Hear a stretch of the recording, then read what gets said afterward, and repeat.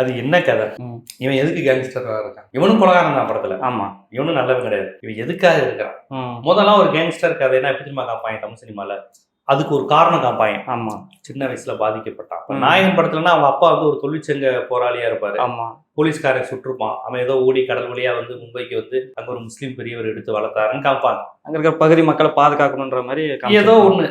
யாரா அங்க யோக்கியம், நான் செஞ்சு தாராவி தமிழ் மக்களை காப்பாத்துறேன். அந்த மார்வாடி அடகு கடை சேட்டெல்லாம் வந்து வீடை காலி பண்ணும்போது அந்த மக்களுக்கு வீடு இது பண்ணுவாங்க. அப்ப அந்த பாட்டு அந்தி மலை மேகம் அந்த பாட்டெல்லாம் வரும். ஸோ அதுல ஒரு கதாநாயகன் கடத்தல் பண்றான், கொள்ளையடிக்கிறான் அப்படின்னா அதுக்கு ஏதோ ஒரு நியாயத்தை கற்பிக்க முயற்சி பண்ணுவாங்க தமிழ் சினிமாவில். இந்த படத்துல கேங்ஸ்டரா இருக்கான். அவனோட அடையாளமே கேங்ஸ்டர் தான். கொலை பண்றது, அறுக்கிறது, தலையை அறுக்கிறது, இது பண்றது, மிரட்டுறது தான். என்ன அந்த படத்துல என்ன சொல்ல வராங்க? இவனுக்கு போட்டி கேங்ஸ்டர். நான் சொல்றேன், நீ கொலைகாரன், அவனை வில்லன்னு சொல்ற கேங்ஸ்டர். நீயே யாரு கேங்ஸ்டர் தானே? கமலஹாசன் கேங்ஸ்டரா இருந்தா ஹீரோ, இன்னொருத்தையும் பண்ணா கெட்டவனா?